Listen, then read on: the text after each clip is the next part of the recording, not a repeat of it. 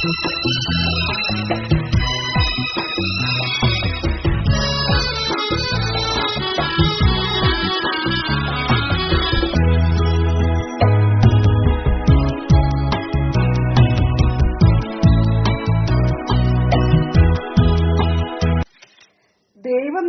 മഹത്വപ്പെടുമാറാകട്ടെ. യേശുക്രിസ്തുവിന്റെ നാമത്തിൽ നിങ്ങൾക്ക് ഷാലോം. ഉയരത്തിലേക്ക് നോക്കിയാൽ വഴി തുറക്കും എന്നാണ് ഇന്നത്തെ ചിന്താവിഷയം. നാം ഇപ്പോൾ എന്തെങ്കിലുമൊക്കെ ആയിട്ടുണ്ടെങ്കിൽ ദൈവം തുറന്നു തന്ന വഴികൾ നിമിത്തമാണ്. ബൈബിളിലെ ഏറ്റവും വലിയതും പ്രയോജനകരവുമായ അത്ഭുതം പ്രകൃതിയുടെയും മനുഷ്യന്റെയും സൃഷ്ടിപ്പാണ്. പുതിയ നിയമത്തിലെ ഏറ്റവും വലിയതും പ്രയോജനകരവുമായ അത്ഭുതം പാപികളായ നമുക്ക് വേണ്ടിയുള്ള യേശുവിന്റെ മരണവും ഉയർപ്പുമാണ്. ദൈവം നമ്മെ സൃഷ്ടിച്ചതും രക്ഷിച്ചതുമാണ് നമ്മുടെ ജീവിതത്തിലെ ഏറ്റവും വലിയതും പ്രയോജനകരവുമായ രണ്ട് അത്ഭുതങ്ങൾ. ഇവ കഴിഞ്ഞാൽ തിരുവെഴുത്തിലെ ഏറ്റവും വലിയ അത്ഭുതം ദൈവം ചെങ്കടലിൽ വഴി തുറന്നതാണ്. ഈ അത്ഭുതത്തെക്കുറിച്ച് വേദപുസ്തകത്തിൽ അനേകം പരാമർശങ്ങൾ ഉണ്ട്. യാത്ര പുറപ്പെടുമ്പോൾ 20 വയസ്സിന് മുകളിലുള്ള പുരുഷന്മാർ 6 ലക്ഷം എന്ന് രേഖപ്പെടുത്തിയിട്ടുണ്ട്. അപ്പോൾ സ്ത്രീകളും കുട്ടികളുമായി ഏകദേശം 15 ലക്ഷം പേർ ഉണ്ടെന്ന് ന്യായമായി ഊഹിക്കാവുന്നതാണ്. 400 വർഷങ്ങൾക്ക് ശേഷം കനാൻ നാട് സ്വന്തമായി തരുമെന്ന് പറഞ്ഞവൻ വാഗ്ദത്തങ്ങൾ നിവർത്തിക്കുന്നതിൽ വിശ്വസ്തനായ ദൈവമാണ്. ദൈവം നമ്മോട് എന്തെങ്കിലും വാഗ്ദത്തം ചെയ്തിട്ടുണ്ടെങ്കിൽ അത് നിർവർത്തിക്കും. ഇസ്രായേൽ ജനം യുദ്ധം കണ്ട് ഭയപ്പെടാതിരിക്കാൻ ദൈവം അവരെ ആദ്യം മരുഭൂമിയിലൂടെ നയിച്ചു. പ്രതിസന്ധികളിലൂടെ അവർ ശക്തരായി. നാം ശക്തരാകുന്നതിന് മുമ്പ് ദൈവം യുദ്ധം അനുവദിക്കുകയില്ല. 1-ാം ക്ലാസ്സിൽ പഠിക്കുന്ന കുട്ടിക്ക് 10-ാം ക്ലാസ്സിലെ ചോദ്യപേപ്പർ തരികയില്ല. എന്നാൽ ആത്മീയ ജീവിതത്തില് യുദ്ധമില്ല എന്ന് ചിന്തിക്കരുത്.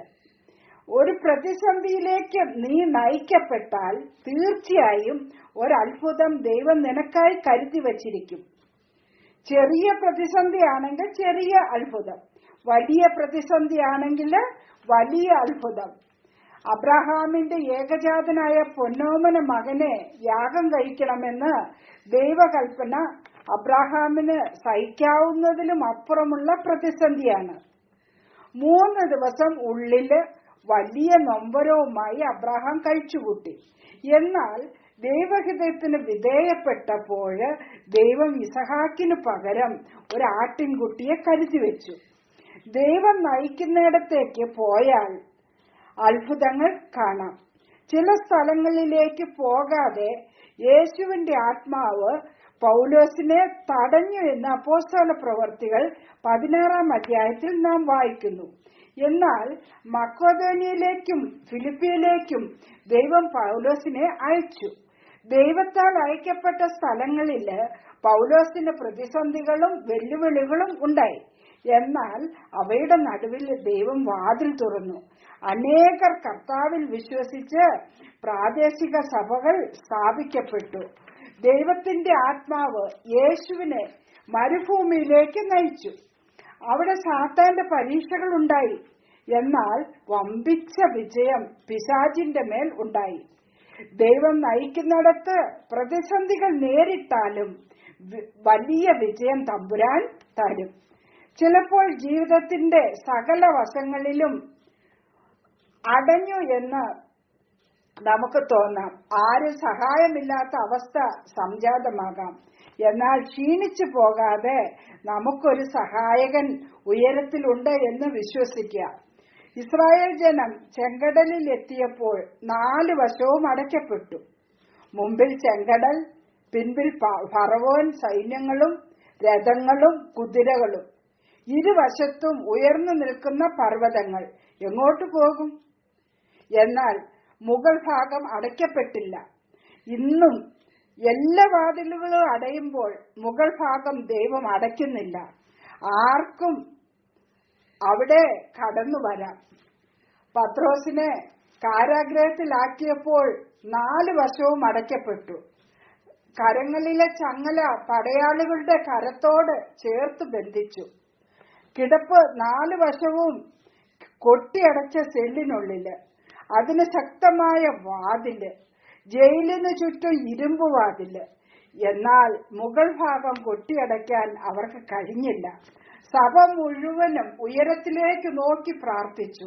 ഫലമോ, സ്വർഗത്തിൽ നിന്ന് ദൂതനെ അയച്ച് ചങ്ങലകൾ അഴിച്ച് പത്രോസിനെ പട്ടണവാതിലിന് പുറത്ത് കൊണ്ടുവന്ന് നിർത്തി. നാം എപ്പോഴെല്ലാം ഉയരത്തിലേക്ക് കണ്ണുകൾ ഉയർത്തിയിട്ടുണ്ടോ അപ്പോഴെല്ലാം വഴി തുറക്കാനായി സഹായകനായി യേശു കടന്നു വന്നിട്ടുണ്ട്. ഉറങ്ങാതെ മയങ്ങാതെ നമ്മെ പരിപാലിക്കുന്ന ഈ ദൈവത്തെങ്കിലേക്ക് കണ്ണുകളെ ഉയർത്താം. അതാണ് രക്ഷയുടെ വഴി, സൗഖ്യത്തിന്റെ വഴി, സകലവിധ അത്ഭുതങ്ങളുടെയും വഴി. ജീവിതത്തിലെ ചുട്ടുപൊള്ളുന്ന അനുഭവങ്ങളിൽ അവൻ നിനക്ക് തണൽ നൽകുന്നു. യഹോവ നിന്റെ പരിപാലകൻ, യഹോവ നിന്റെ വലത്തുഭാഗത്ത് നിനക്ക് തണൽ. പകൽ സൂര്യനെങ്കിലും രാത്രി ചന്ദ്രനെങ്കിലും നിന്നെ ബാധിക്കില്ല.